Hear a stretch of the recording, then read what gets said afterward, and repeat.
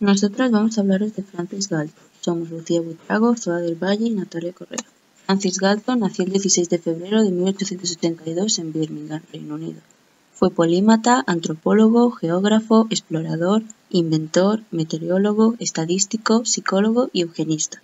Se le consideraba un niño prodigio debido a que a los 2 años ya sabía leer, a los 5 sabía hacer divisiones y hablaba griego y latín, y a los 6 ya leía libros más complejos como los de Shakespeare. Estudió en la escuela Rey Edwards, pero como no le gustaba su plan de estudios, a los 16 años la abandona. Sus padres le obligan a estudiar medicina, lo cual hace durante 2 años, pero se va a estudiar matemáticas. En 1850 se une a la Royal Geographical Society, donde los 2 siguientes años emprende una expedición a África Occidental del Sur, lo que hoy se conoce como Namibia. Escribe un libro sobre sus experiencias allí llamado Narraciones de un explorador en África subtropical.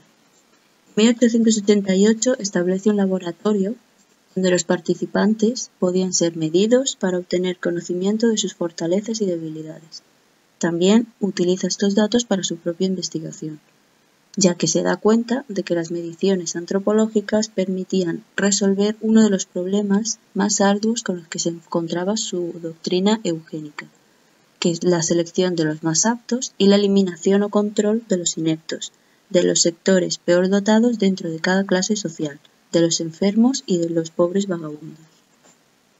Galton hizo importantes aportaciones en muchos campos de la ciencia, como por ejemplo en meteorología, con el anticiclón y los primeros mapas del tiempo, en estadística, con la regresión a la media y la correlación, en psicología, con la sinestesia y otras aportaciones que posteriormente explicaré, en biología, con la naturaleza y el mecanismo de la herencia, y en criminología, con las huellas dactilares. Además, Galton realiza otras aportaciones de tipo científico. Utiliza cuestionarios para recoger datos sobre las comunidades y usarlos para trabajos genealógicos y biográficos y sus estudios antropométricos. Estudia la cuestión naturaleza-crianza. Estudia la imaginería, que son las diferencias individuales en la capacidad de formar imágenes mentales. Crea un test de asociación de palabras en el que las contestaciones tendían a ser constantes y se extraían respuestas de experiencias de la infancia, y esto revelaba aspectos desconocidos de la mente. Utiliza también un test de inteligencia con el deseo de medir la misma y desarrolla, como ya he dicho anteriormente, los conceptos de correlación y regresión a la media.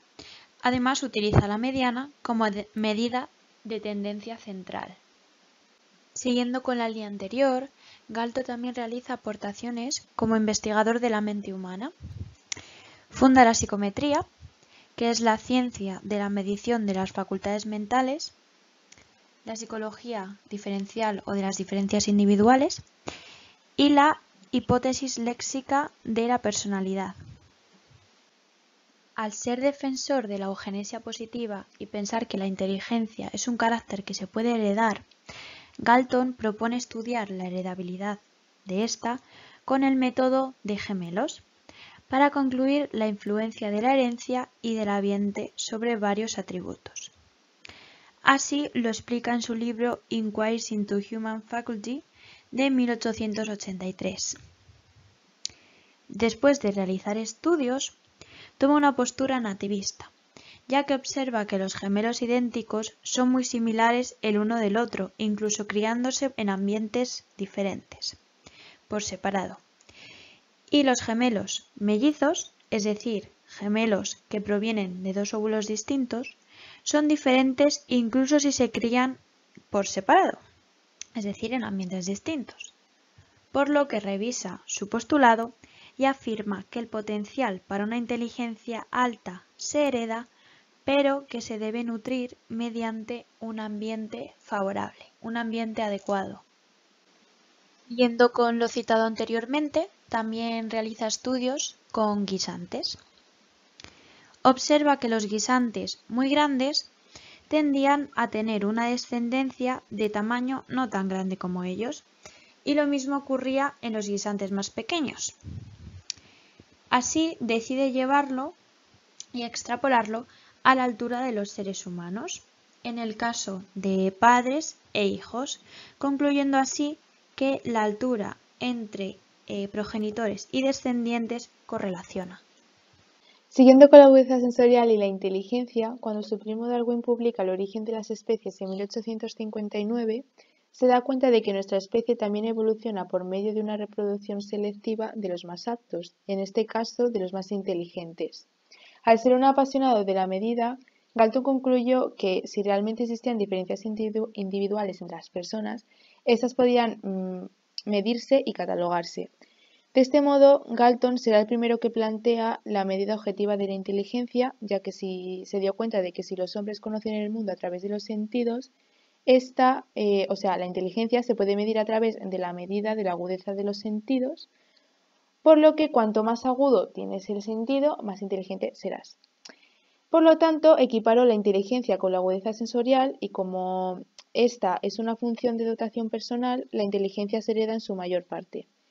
Siguiendo con la utilización de la medida, en la Universidad de Cambridge observó que muchas de las personas que se licenciaban eran de las mismas familias, que en este caso eran familias adineradas y de alta clase social, por lo que supuso que la alta reputación o la eminencia era un indicador de la alta capacidad intelectual.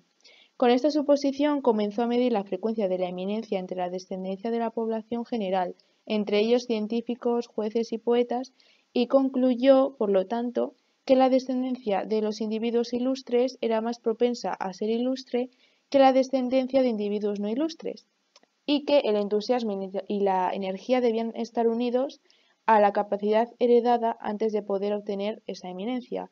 Y todo esto fue resumido en su libro Hereditary Genius en 1869.